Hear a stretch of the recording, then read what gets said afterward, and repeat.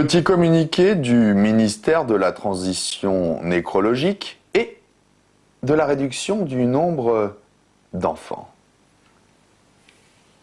S'il y a bien un phénomène intéressant au début des vacances, c'est de pouvoir enfin se débarrasser de ces parasites de migrants qui font rien que nous polluer l'air déjà bien pourri par nos services. Un exode massif va en effet concerner des millions d'enfants qui, manque de bol, vont passer des parents flingués et dépassés aux grands-parents à flingués et quasi trépassés.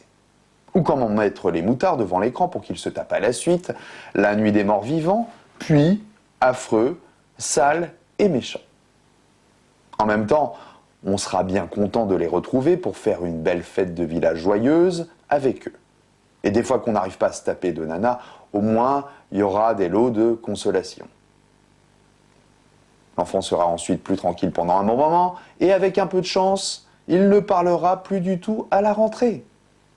Et vous toucherez aussi peut-être le jackpot si le tonton aviné rougeau, sosie de Cohn-Bendit, est de la fête. Vos enfants auront ainsi des sueurs froides, voire une attaque cardiaque en règle, efficace. On peut aussi avoir une bonne idée. Ça arrive. Après quelques jours de repos, il n'est pas interdit de proposer à son enfant, qui va coûter durant son élevage parental pas loin de 100 000 €, de lui donner l'oseille et de lui dire de se barrer. Définitivement. D'ailleurs, à ce tarif, l'État français peut largement filer à François de Rugy ce qu'il va coûter en salaire d'ici la fin du mandat de Macron, soit 288 000 €. Avec quand même l'injonction pour le collabo traître de profession d'aller en classe verte cet été à Auschwitzland afin de voir comment se comportait vraiment un fasciste.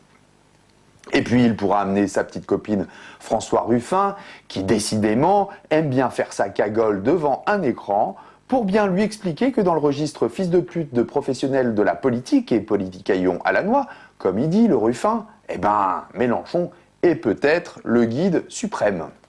Finalement, parfois, à la fin des vacances, bonne nouvelle, il n'y a plus d'enfants. Et l'empreinte carbone s'en porte d'ailleurs pas plus mal.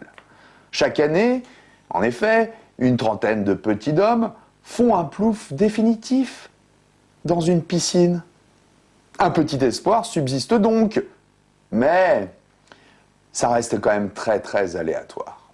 Ou alors, il faut payer de sa personne et accompagner l'enfant comme ce père photographié avec son rejeton en train de faire la planche sur le ventre pendant des heures dans le Rio Grande, à la frontière entre le Mexique et les États-Unis.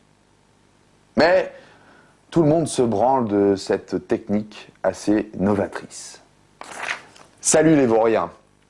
Et bonne baston de sable mouillé au bord de l'eau, avec ou sans enfants, et notamment aussi pour bien faire chier les vieux aigris.